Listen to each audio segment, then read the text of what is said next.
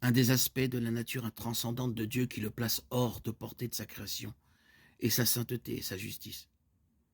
À cause de la propension de l'homme au péché et de son désir de méchanceté, il se voit refuser le droit d'entrer dans la présence de Dieu. Dieu n'a d'autre choix que de détourner sa face de nous, comme il l'a fait avec Moïse lorsqu'il a demandé à voir la gloire de Dieu. Dieu a dit à Moïse, tu ne peux voir ma face, car nul ne peut voir ma face et vivre. Exode 33, 20. Voir la plénitude de la gloire de Dieu serait trop difficile à supporter pour un humain. Le vase de terre serait brisé.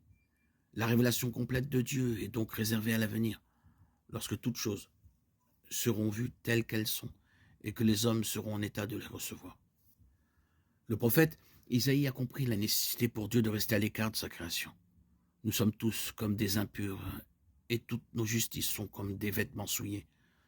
Nous sommes tous desséchés comme une feuille, et nos péchés nous emportent comme le vent.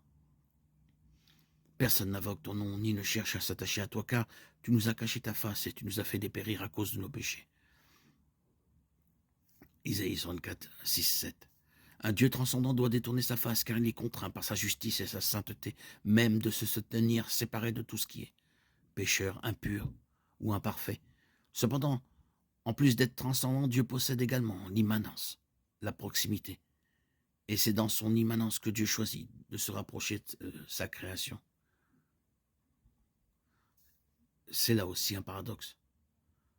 Ne suis-je pas un Dieu de proximité, dit l'Éternel, et un Dieu de loin? Quelqu'un peut-il se cacher dans un lieu secret sans que je le voie, dit l'Éternel? Ne remplirai-je pas les cieux et la terre? Dieu est dans l'univers, déclare l'Éternel. Jérémie 23, 23, 24. La nature transcendante de Dieu s'efforce de le maintenir éloigné de sa création, dans l'espace et dans le temps.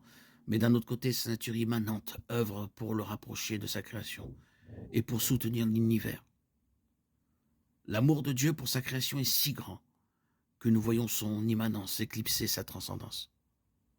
Cela devient clair dans son Fils incarné Jésus-Christ, alors qu'il brise la barrière du péché et de la séparation pour amener toute l'humanité dans une relation étroite et personnelle. Nous voyons Dieu choisir non seulement de se rapprocher de sa création, mais aussi de venir personnellement dans le cœur et l'esprit de son peuple, par la puissance intérieure de son Esprit Saint. C'est le miracle de la transcendance de Dieu.